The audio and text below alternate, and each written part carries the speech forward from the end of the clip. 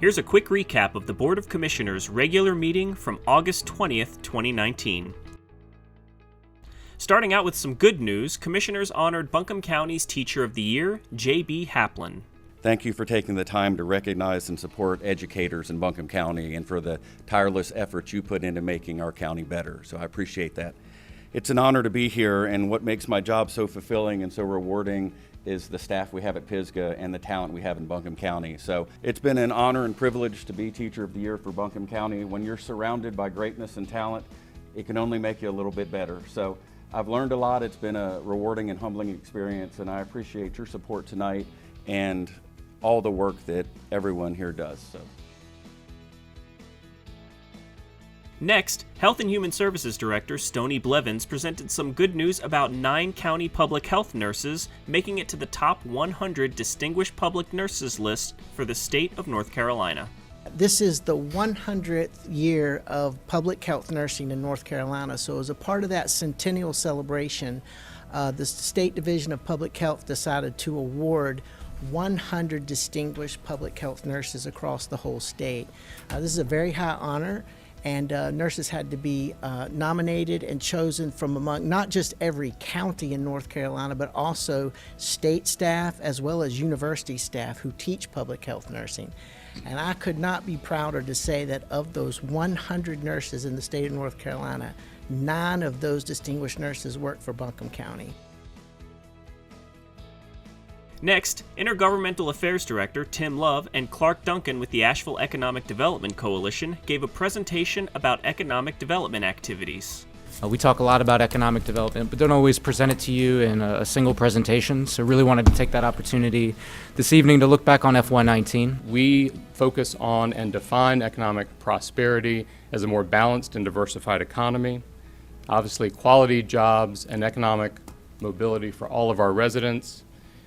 Raising the standard of living for Buncombe County residents through raising the average wage for Buncombe County households.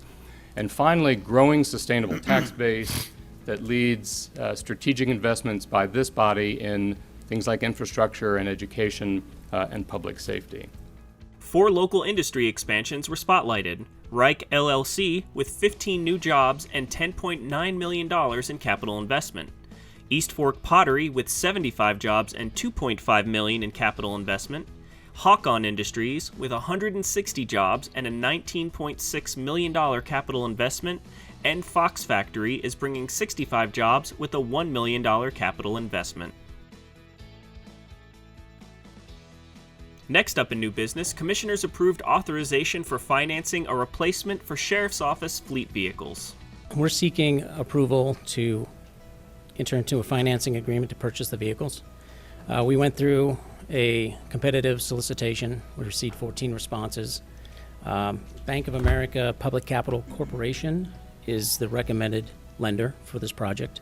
Total all-in interest rate is 2.46%, which includes the budget amount of $1,651,174, as well as the issuance costs that would be included with this financing arrangement. The motion was approved 7-0. Next, the board voted to continue tax collection services for the town of Black Mountain, Montreat, and Woodfin. I did tax collection services for these municipalities since 2005.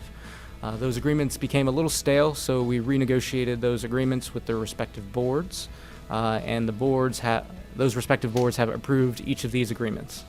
At this time, we're asking for you to authorize the chairman and/or county manager to execute these agreements so that they'll become fully official and move forward from there. The motion was approved 7-0.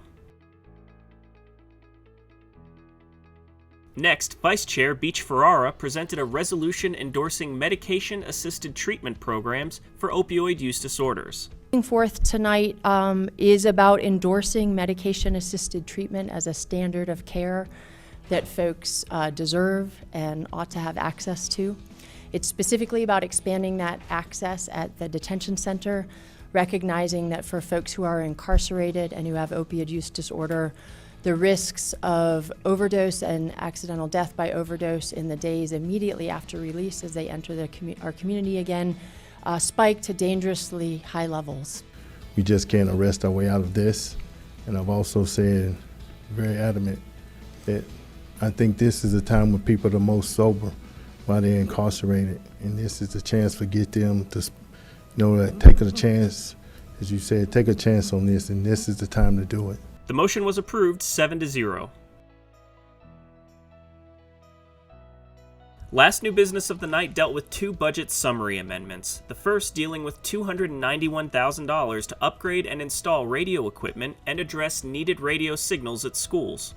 The total project cost was originally $1.9 million, but additional funding is required. That School Capital Fund Commission meeting was to appropriate money for an actual, more detailed study where we had engineers come in with equipment, record the actual signal levels of the radio systems in there, and it came back and it was actually significantly worse than we anticipated. So that's the reason for this additional money. On the scale of things, again, we said 20 schools and we budgeted $1.9 million. It's more in the range of 40-something schools, and it's an additional $200,000 to close that gap. The motion was approved 7-0. The second budget summary amendment for the evening was for $300,000 for additional funding to cover operational costs at AB Tech. $250,000 of that is dollars that were previously being paid from state funds for communications. That is not a state allowable cost. Therefore, those would be dollars that we would recommend to be paid out of county funds, with an additional $50,000 request to cover an anticipated 1% salary increase. The motion was approved 7-0. As a bonus, during the Commissioners' pre-meeting, recent high school graduate Elias Varn presented a painting he created of District 1 Commissioner Al Whitesides to the Board of Commissioners. Elias is not only a talented local artist, but he's heading off to South Korea for 9 months to be a cultural ambassador before heading on to George Washington University. Great job, Elias. If you have questions or comments about the Commissioners' meetings, there are a few ways that you can be involved. First, the board takes general public comment at the end of each meeting during the designated public comment period. Second, you can visit buncombecounty.org/letstalk to leave your feedback.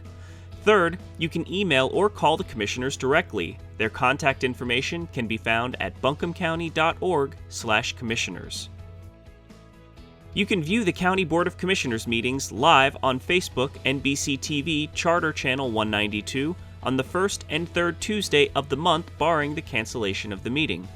They can also be viewed on Facebook by following BuncomGov, or YouTube after the fact by visiting youtube.com/bcgovtv. Also again, stay tuned to Charter Channel 192, Buncombe County Government Television, where Commissioner meetings air every night at 8 p.m.